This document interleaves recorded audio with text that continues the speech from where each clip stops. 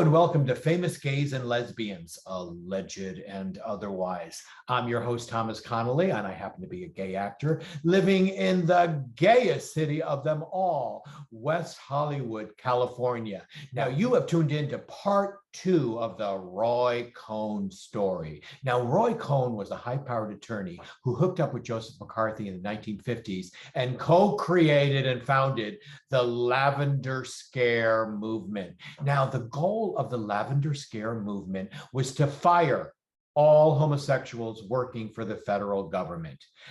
Can you believe how absurd and ridiculous that sounds? But Roy Cohn got President Dwight D. Eisenhower on April 27th, 1953, to sign an executive order 10450, which did exactly this.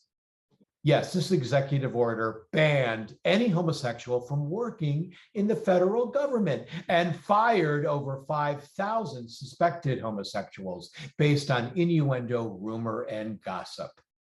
Did you know that such a discriminatory law was on the books in our country from 1953 until 1995, when President Bill Clinton signed the executive order Don't Ask, Don't Tell Act? Now, as we went over in part 1, Joseph McCarthy and Roy Cohn both engineered the Red Scare movement along with this Lavender Scare one too. And by the end of the 1950s, they were pretty much over. They're now seen as nothing more than a disgusting and embarrassing footnote in the history of our country.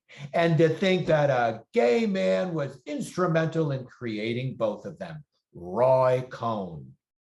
Now, Roy Cohn emerged as a high-powered, successful attorney in New York City, the Big Apple. He was known for his litigious, combative, aggressive style. Some of Roy Cohn's more famous clients were Steve Rubell of Studio 54 fame, Roger Stone, future crony of Donald Trump, and Leona Helmsley, Queen of Mean and hotel mogul. But arguably his most famous client was the former disgraced, twice impeached, insurrectionist inciting president, Mr. Donald J. Trump. In 1971, the Justice Department sued Donald Trump in violation of the Fair Housing Act. And who else than Roy Cohn was his lawyer? The Justice Department was essentially calling Donald J. Trump a racist because he denied tenancy rights to African Americans in all his properties. Donald Trump a racist? But there are nice people on the other side, like those KKKers. Well, as represented by Roy Cohn, Donald Trump lost the case, and he was mandated by the Court of New York to send a bi-weekly list of vacancies to the New York Urban League, which, of course, Donald Trump never did. Well, the Justice Department sued Donald Trump again, and ultimately the issue was settled out of court for an undisclosed amount of money negotiated by Roy Cohn. Well, once again, money talks in our culture, and Trump got away with not renting to any African Americans. Do you remember when Donald Trump pleaded with the African American community to vote for him? He said, what do you got to lose? Apparently, a place to live.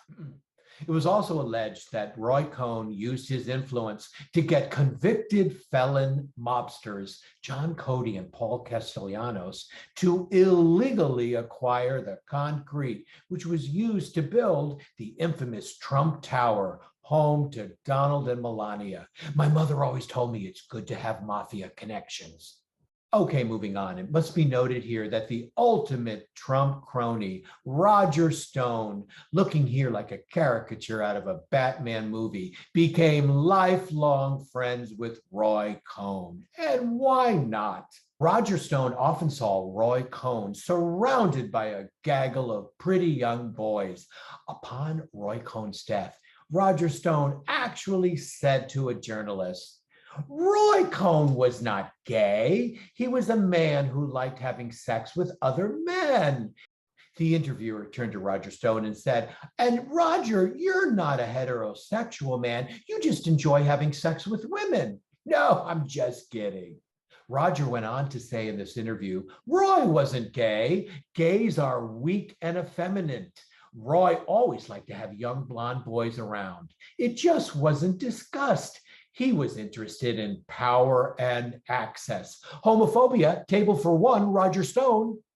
And to think our former disgraced, twice impeached, insurrectionist inciting President Donald J. Trump pardoned the Honorable Roger Stone. Well, anyways, Roy Cohn was disbarred as a lawyer in 1986 when he got a load of this story. Roy Cohn actually entered the hospital room of a dying and comatose client, Louis Rosenthal, a multi-millionaire.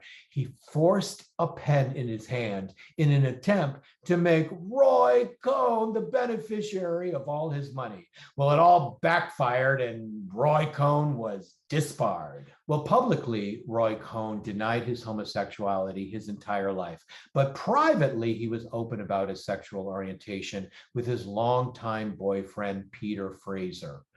Roy Cohn also denied ever having HIV, but he wound up dying of AIDS on August 2nd, 1986. Well, that's about it for this episode. Obviously, Roy Cohn was the quintessential example of a corrupt, duplicitous, unethical human being. And the point is, be on guard, be aware. You never know when you're going to encounter a con man. Well, this is Thomas Connolly for Famous Gays and Lesbians, Alleged and Otherwise. If you like what you see, could you please like and subscribe? That would really help our show. Until next time, bye-bye.